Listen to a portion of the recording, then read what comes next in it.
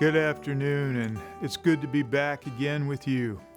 I'm going to, for today and for the next few of these programs, we're going to deal with the compassion of Jesus.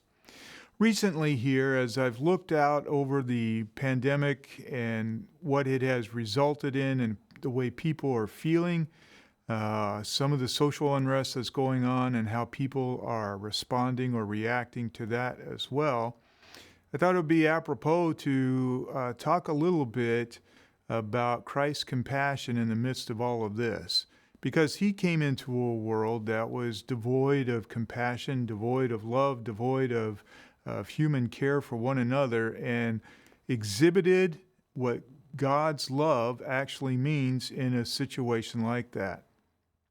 In fact, here recently I saw a very powerful graphic that traces how a crisis actually happens and the way we respond to that crisis. So at the initial outset of a crisis, we have an arc that begins an upward trajectory. And in that arc, there is what's called the heroic response. You remember that at the beginning of the pandemic, how we were all applauding those frontline workers who were out there treating all those COVID patients and so forth. And then it peaks, and that's kind of where everybody is at. They're ready for the crisis to be over, but it doesn't get over, and then there's a downward arc, and in that arc it's called disillusionment. And I want to thank Chaplain Vadrine for that particular graphic.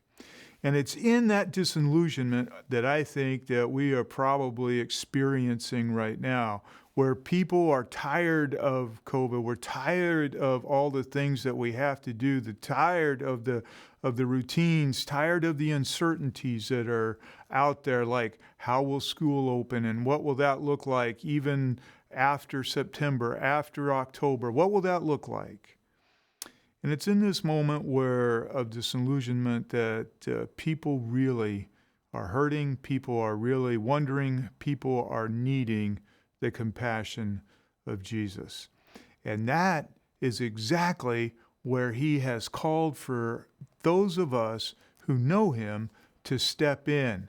And in fact, I'd like to share with you in Matthew, the Gospel of Matthew, chapter 9, and verses 35 and 36. Two powerful verses we'll take a few moments to look at. And Jesus went throughout all the cities and villages, teaching in their synagogues and proclaiming the gospel of the kingdom and healing every disease and every affliction. And when he saw the crowds, he had compassion for them because they were harassed and helpless like sheep without a shepherd. In verse 37, then he said to his disciples, the harvest is plentiful, but the laborers are few.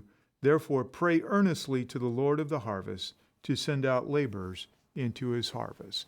For these few moments, let's just look at Jesus going to these synagogues, because Christ's compassion goes to where the people are. He doesn't ask them to come to him and where he's at. He's actually putting himself out where they are, because people don't know to come unless you go to invite. And so what that means is when Jesus went to their towns and their cities, and he went to their neighborhoods, he went to their homes, he looked and where they were at, and he would read their hearts, and he would move into that experience with them, and then he would invite them into a personal experience with himself, with God. He went to where they were without first requiring coming to him. And so once people had a taste of who Jesus is, then they were ready and more willing to go and move beyond where they were, especially from a spiritual sense. So the people who were stuck in a place like Zacchaeus perhaps, or the Pharisees perhaps, like Nicodemus, once they met Jesus, once they had that moment with Him, then they were ready for the next step. That's the way it's always been. There's very few of us that just find Jesus on our own. There's usually someone or something that helps propel us to know that He is with us. So when Jesus came, He would fill people's needs with genuine care, because that's His way of going.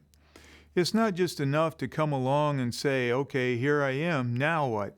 Now we have to look around. We have to be observant. In fact, when I was at a chaplain training, they told us that when we go into a situation in a hospital setting or in an emergency setting, that we needed to look, we needed to be aware of where it was that we could actually enter into. And it so happened that the night that I was on call for the chaplain in that particular training, they had a gunshot wound victim come into the emergency trauma center. And all these people are standing around. There was no way to get into where that particular victim was. However, as I began to look around, I noticed one guy standing by himself. And I went over to him, and he was the police officer that had actually found the guy.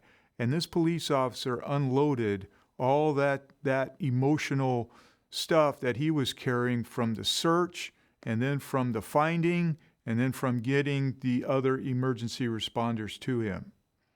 So it's going in and being aware, and what can we do? So Jesus, in His situation, He taught in their synagogues. He preached the gospel of the kingdom. He healed sicknesses and disease. And it's not necessarily an exhaustive list that He's doing. He's just going in and entering into people's lives and looking around and seeing how He can be a blessing. And following Christ, we will go where He goes. And so if Jesus went to those places, if Jesus went into those experiences, if Jesus went to those people, then we will follow Him there as well. He goes to where people are who need Him. And this includes certainly workplaces. We all are going to work, hopefully still, schools, even online situations. So when we're looking at the things that we're doing, are we online? I've heard lots of reports back about people who have been connected with that never would have been connected with otherwise. Are we making a full use of that opportunity? And so He looks for those intentional ways to fill people's needs. Let us look for those intentional ways too. And they may be a little more creative now. They may be a little more unorthodox now. But the reality is people are needing us to come in and to be there with them, but we have to go where they are. And a lot of them right now at this particular time are online. And so if we can make that connection with them online, perhaps then somewhere along the way we can make a connection with them on a phone line. And then later on down the road, perhaps even face-to-face and person-to-person. So I'd like to challenge you with this today. I would like you to find someone at your workplace, maybe somewhere, take a deep breath and go online and on Facebook or something, and just enter into somebody else's world a little bit. Enter in such a way that they know you're there because you care about them. Going to where they are.